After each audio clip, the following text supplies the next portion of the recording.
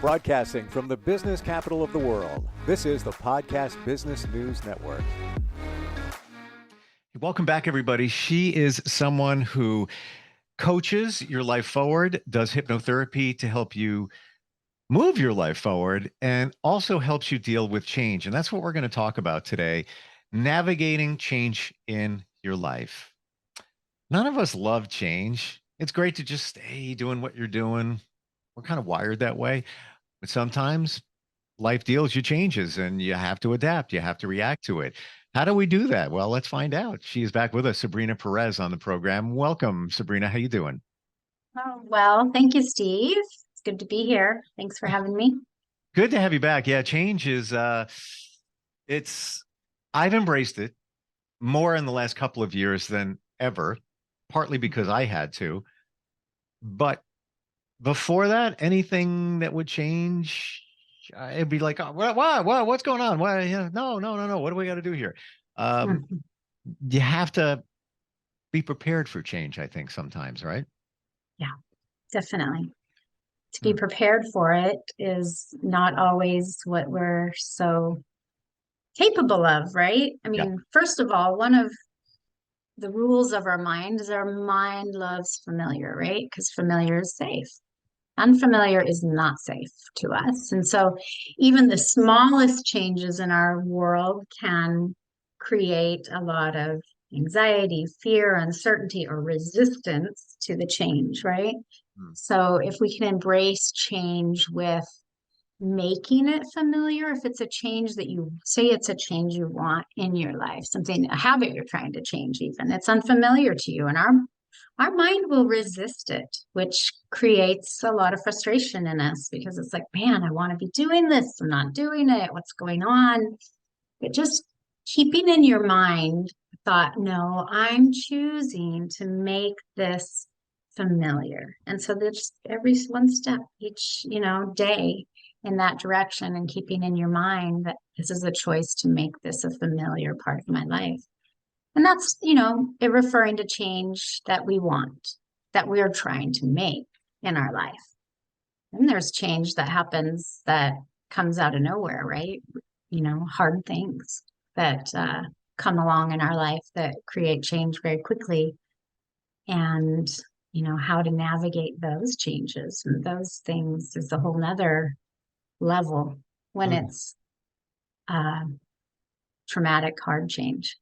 Yeah. The unexpected. Yeah, the unexpected. Yeah. How do you get through change? Well, change that is difficult, life-changing, potentially, is something that I'll tell you a story in my life that just happened recently. My husband, we've been married 8 years, and a wonderful man. He'd been under the weather, not feeling great, but still going to work and, moving through life, not just terribly sick in bed, but, just not feeling well. Mm. And it was probably a couple weeks of that. Well, one morning, 5 in the morning, I woke up and found him unconscious on the floor and unresponsive. And it was a very, very frightening experience. I called 911. The 911 operator had me, he was breathing, but his breathing was just not real good, kind of labored. So she had me doing CPR until the paramedics came, and they came and took him to the hospital, and he ended up in the ICU, not knowing what was going on, running all kinds of tests, seeing what's going on. He's still unconscious, unresponsive, so he had to have assisted in breathing. So, because they were worried that he wouldn't be able to clear his own airway. So he had a breathing tube down him, all kinds of tubes. So my husband, we talked about grief last week, and my husband, I had a husband pass away suddenly. Turns, here I am in this almost similar scenario. I have, my husband now is unconscious on the floor. We're rushing to the hospital, end up in the same waiting room that I was in at the same hospital, go into the emergency room. He's in the exact same emergency room as my late husband was in. I mean, panic happening inside of me. And all the things that I've learned and I know and what I teach my clients now, it's so much of how we experience situations and how we go through them happens with our thoughts. What are we thinking? How are we thinking about this? Now, the old me would have been panicked, completely going into victim mode. You know, this is what's happening. I can't believe this is happening to me again. Oh no, what am I going to do with my life? But I chose to take control of my thoughts. And I started saying, already, this isn't the same. This isn't the same situation. This is different. You know, he's still breathing. He came to the hospital breathing, all of the scenarios that were different. I went into the room and saw him and again made another choice. I'm going to choose to see my husband healthy, whole, and well. I'm not going to look at what I'm seeing in front of me and run down the path of disaster and the horrible outcome that this could be. It's like I saw a road before me, a fork in the road. And it's like I had two choices. We don't know the future. None of us do, right? So we get to decide, what am I going to believe the future to be for myself? We can decide, what do we want to see, right? And I saw two paths. So I decided, nope, I'm not taking the path of what I see and this looks bleak. I'm going to take the path of what I want to see, what I want to have happen here. I want him healthy. I want him whole. I want him to be well. And so I chose that path and I saw my husband coming through this healthy, whole, and well. And I decided also I'm going to feel into that as if that's already here. That's already happening. And instead of all of the feelings of despair and fear and doubt and chaos. And so I chose those feelings of this is already happening. It's already here for me. And it was brought a lot of peace and comfort to me in the moment. I had definitely called on people to pray, to, send positive healing thoughts our way. And, just the support of others too was incredible. But the whole journey was just capturing my thoughts and not living in chaos, but living in peace and empowerment, knowing that I get to control where I am mentally, emotionally in this space and time that I'm in with my husband in this terrible situation. So it's Wow. incredible to have been able to go through it that way. Well, the thing that rings for me is you had a choice. We all have a choice. Yeah. Forgive me. Why the blank would you want to think the negative when you can think the positive? I'll tell you one reason why I used to be that way, because I was, I grew up um, in the church, and knew a lot about faith and belief. And, if you have the faith of a mustard seed, you can move mountains and, all of this Sure. teaching that I really struggled to grasp. I mean, so many times when I was at a fork in the road like that, you don't know the future, you can believe that one way or the other on what's going to happen, or I realized that because I asked myself that question, Steve, and it was because I was protecting myself. I didn't want to be disappointed. What if it didn't happen that way? So I'm going to go down that path now because I don't want to be disappointed if it doesn't happen. And I think Wow. about it now, I'm like, wow, how silly, because you're already then just living in disappointment. It's like, Yeah. yeah. But that's why I think I would do that. And in how I shifted that this time was not being attached to the outcome, but go down that road. Choose the path that what you want to see and let your thoughts be there and let your thoughts move in that direction with unattachment. So I get it, but I want to look a little bit deeper into the attachment. So, Mm-hmm. if you are okay with it, looking at your situation and how you detached from it, Mm-hmm. you Mm-hmm. could have went down the road of here we go again, negative, Yeah. negative. And Yeah. and Yeah. Victim, well, victim, all kinds of, yeah. can't fault you for that. Mm-mm. Yeah, Not right. all, I not mean, all. But going down the more positive road, mhm. how would you say you detached from the outcome? Yeah. Um, I think for me, it was a trusting in God. Like, for me, that's God. For others, it's, a higher power, their higher self, like trusting that you are supported no matter what. Like, if you think about it, the hard thing, all the things that you've been through, you've gone through. Did you make it? Are you here? Are you standing? Yeah, I am.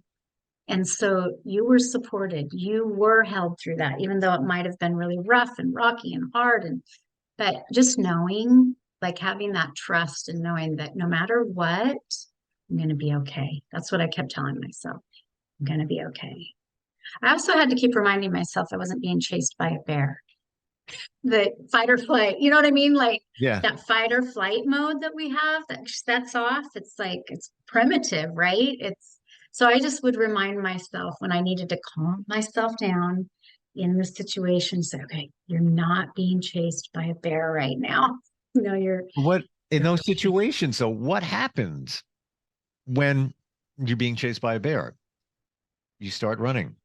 Then you start running faster. Then you start running faster. Mhm, And run faster. mhm, And, mhm. and it's the same other situation when you think, oh no, this is gonna happen. Oh, that's gonna happen. I'm worried about that. Then it's Exactly. worry on top of worry on top of worry till it's, you started with Yeah. the mustard seed, if you will. Now you've grown Mhm. this whole big tree Yeah. of worry. Scenarios. Yeah. Yeah. Which That I, who knows? No, none of us know the none of us know. future. Well, So pick the future, choose a better future. Or I like Marissa's book is tell yourself a better lie. well, yeah. Well, what is fear? False Mhm. evidence appearing real. Fear. Right. And Exactly. tons of research, anybody Google it, that the things that we worry about or fear, I think the number now, and they do this research study every couple of years. It's always in the 90s. I think it's like 92% the last study done. The stuff we worry about never happened. Doesn't ever materialize. It just Right. never happened. So the worrying Mhm. that you did, it was 7%. You really should have, and you Yeah. probably don't need to worry about that stuff, but that's the only stuff that Right. comes through. Yeah. And again, it comes down to a choice, you know? If you could just see yourself in that moment, catch yourself worrying, catch yourself thinking catastrophic, making the worst scenario out of something Yeah. really difficult that you might be in, and not taking that away from you, that's probably really hard what you're facing, but still we get to choose. Hmm. How am I going to think about this? How am I going to be processing this? Good Yeah. point that you just made up, Sabrina, in that a lot of times it's validated why you have these thoughts and fears. It's based on things that happen in your life.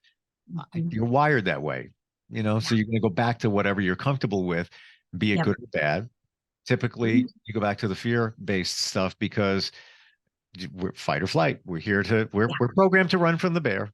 So we're thinking that the bear could be over there, but the bear is not over there. But Yeah. there's a reason for it. Something happened in your life that made you think that way. Right. Yeah, absolutely. There is, and to be able to identify those things is very useful and helpful to us to make sense of it, put a perspective around it. For sure. Perspective is everything, right? And we can have a perspective on an event or a life situation that did frame our thinking, our beliefs in a way that isn't helping us. Yeah. It's free Yeah. to shift your perspective and go, because someone can have the exact same, witness the same event even, and have two different perspectives from it, right? And have Oh, yeah. two different, yeah. And so it's the same thing in our own lives. This event that we went through, this is how we perceived it, and this is the belief we take from it. But if we don't take time to really know those and reflect on those, it's harder to change it and shift it into Mhm. something that's working for us, And helping us. something that I worry about, you may look at it and say, what the hell are you worried about that for? Don't worry about that. And vice versa, because Yeah. we come from two separate backgrounds. We've experienced two separate sets of lives. Yeah. You can't feel what I feel. I can't feel what you feel. Yeah. It's what makes us unique. Mm-hmm. Somebody can look at it Yes. from a different, I call them camera angle. You could look at Mm-hmm. what I'm worried about or fearing and say, hey, do you ever think of it over this way? Or maybe look at it from down up here and it's gonna have a Mm-hmm. different look. And that's where your coaching and hypnotherapy is beneficial because it's a different Yes. way to look at things. Mm-hmm. Exactly. It is. Yeah. So if you're able to sit back, reflect, like this scenario with my husband in the hospital, I could have looked at it with, you know, what was in front of me and, what the outcome looked like. And even the doctors were saying to me, "Do you understand your husband is critically ill? Do you understand this? You get this. This was in the first hours, of him being in the ICU. And because I was choosing not to be, checked out on the reality of what was going on, but I wasn't in fear and panic. I wasn't in beside myself and, Mm. seeing this as just, and so, but I think, again, that comes down to a choice and a perspective that you're going to choose to have. And choose to have the faith in it. Yeah. Hmm. Choose to have Hmm. the faith. It's so funny. Zoom, just to digress here for a second. It has this feature. If you raise your hand, it tells the other person that you raise your hand. I guess like you wanted to say something. I've never, Weird. honestly, have never seen that happen before. And there's Isn't like, it strange? I don't know. It's something with the new update in my Zoom. yeah, It does that. I don't know. yeah. That's so There. weird. Right. I noticed when we flipped sides, I was like, wait a minute. Funny. Wow. Um, Hospital. So I'll share in October, my daughter was in the emergency room. Mm-hmm. And this is where I choose to believe in signs, symbols to support. Yeah. And they told me we're we're not going to have a room for her. And the conditions in this section of the hospital wasn't that great. Mm-hmm. Could be like 2 days. And I'm Wow. like, oh. I walk out into the lobby and I'm like, come on, universe, could really use some help. Pray to my mom. Like, can you Mm-hmm. a little bit of help over here? Mm-hmm. 30 minutes later, nurse walks out. Hey, we found a room for you. I'm like, oh, okay, that's great. But that's fine in itself. She gets placed, and her doctor's name is my mom's name. Wow. Oh. Last name kind of common, first name not so much. I was like, oh, all right, that's great. All right, this is the person that's looking over her care. And then, Amazing. I'm talking to my daughter, and my mom's name was Rose. And Uh-huh. my daughter says, yeah, this lady Rose comes walking by all the time. And she's just like so positive and nice. I'm like, oh, and is that, and, I gave her grandmother's name. She goes, no, they call this lady Mama Rose. So it was another Rose. So now there was two watching over my daughter. And it was just like, that was my, Oh, yeah, that we're is going to be better beautiful. here. We're going to be all right here. But it was just Yeah. like, have a Hmm. faith in the Yeah. universe. Yeah, exactly. And those little things make such a difference Oh, for, and I think that we often miss them when we're not looking for them, when we're not paying attention, when we're not living in trust. yeah. It's easy when we're living in the fear and staying in that fight or flight mode, we miss out on seeing the support that is there for us, around us, helping us and reaching out to it. I have in my journey over the last couple of years. And I don't know if this is right, but this is what comes to my head all the time. Nothing surprises me anymore. Yeah. Yeah. And maybe that's a good thing. It's like, because when the next thing comes up, instead of like, wow, are you getting, well, no, like the rug, whoa. Now it's like, all right. And do I just let it roll off like, okay, no problem? No, but there's less of a shock. Yes. And then what I love to detach from it. When you can detach from it. And sometimes it's not easy. So yeah, nothing surprises me, and something, transpires. And you're just, instead of being shocked, but you're still connected, you're still attached to it in some way. I haven't mastered that yet. Yeah. Not being attached to the outcome. You kind of cut out a few words cut out there. So are you talking about the outcome? I think that's why maybe somebody was calling. I don't know. But yes, exactly Yeah. what you're saying. Yeah. How do you detach from the outcome? I think with that, there has to be such a confidence in knowing that you're okay, no matter what. Remember the things that you've come through, been through, made it through. And you're here, and everything you learned from that, and just a real, like, childlike innocence and trust in just knowing that I'm okay, no matter what, I'm okay. Do you think that sometimes we don't do that because we're too serious? Like you talk about the childlike, and I'm on board for that. And that kind of describes me, and I need to get back more to that. Like my friend and I, we're the same age. We're nothing like guys our age. And we even just say we're just like big kids. Yes, we're responsible, and all of that. Yep. But keeping that childlike curiosity, stupid, silly jokes, all of that Yes. stuff. Yeah. But sometimes it's just when we're looking at detaching, it almost looks like it's too easy. Like, or I need to be responsible and overthink that for a second. I got to make sure, no, let it go. Stop. It's not easy to do. Not easy to do. Yeah. Yeah. Yeah. I kind of see it like, sitting down and you have these puzzle pieces and you're just trying frantically to put the puzzle together because you're trying to figure it out. Like, I got to Yeah. get this figured out. If I don't figure it out, Now it's, I need it yeah. done now. Well, guess what? Older folks, when they do a puzzle, back in the day, it's like, I'm going to do a piece here and a piece here, and I'll come back to that later. Fair enough. Okay. Yep. It'll Yep. get figured out. It'll be more fun when you Yes. take the time to find the Yes. piece, and even just taking 10 minutes on this one piece. Yes. I can't do that. Right. I got to figure Or it you out. walk by the table and all of a sudden you're like, there's the piece that I know, the one Right. I was looking for. Yeah. Because you looked at it from a different angle. You came back in a different frame of mind. Yeah. But Yeah. I'm wired, gotta fix that, gotta get that. I'm gonna finish this puzzle and go on to the next thing. Toot, tap the brakes, it's okay. It's Yes. all right. It's yes. Yes. And I think that's, certainly human, all of us, that's Totally. what we do. But there's a big element in choosing the way we think, how we're going to think, choosing to let go.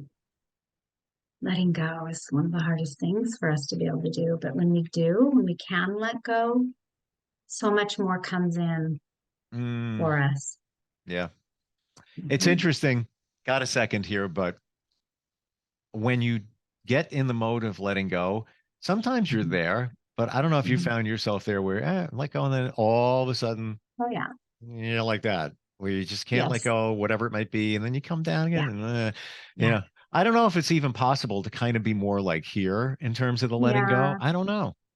Well, I think what those times when we drop down and we have a hard time letting go, or when we learn new skills, new ways, new things, because that little dip there is what also can bring us new ways to deal with things, new ways to let go, Mm, because there's so many. Um, things that can help us. And if it was always so easy, how would we learn the new things, the new And ways? it could have been the same, except you looked at it differently, and that's where you come into play. Like we said, before, different angle, different perspective. Yeah, different approach. How does somebody find you, Sabrina? At my website is sabrinaperez.com. You can find me there. And I have links to my social media on there. I have links to have a free consultation call with me. I'd love to be able to hear what's happening in your life. Anybody who would like to reach out to me and have a conversation on how I can help them work through change. As you have, I would just hire you just to listen to you talk, because you have the most calming voice I've ever heard. Thank you, Steve. But calming with substance and in insight and detail. SabrinaPerez.com is the website. Thank you for sharing your personal story. I think we all got a lot from that in putting things into perspective. I appreciate that. Yeah. Well, thank you. Thank you for the wonderful conversation today. Yep. Thank you. And look forward next time we talk. Are you looking for even more of the podcasts and hosts that you love? The Podcast Business News Network is proud to announce that you now have even more ways to listen live. Check out the MyTuner Radio, online radio box, and Simple Radio apps on iOS and Android, or find us online. Search for Business News Network on mytuner-radio.com, or search Podcast Business News Network on streama.com and onlineradiobox.com/US. Take your podcast on the go and don't miss a minute of the action.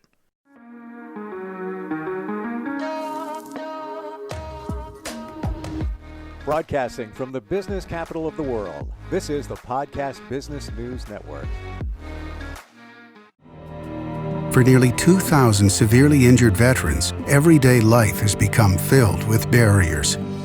Day-to-day simple tasks can become pretty daunting. I have to carry my chair up 2 flights of steps or have somebody do it for me. What scares me the most is just the falling. When I'm struggling with my house, I think, to have that one great barrier just knocked down, it's crucial.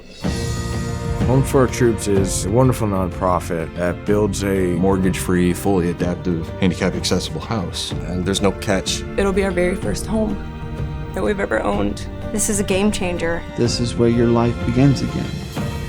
We need you to join us in completing this important mission. Please visit hfotusa.org and help build homes and rebuild lives. Because of you, everything's going to be okay.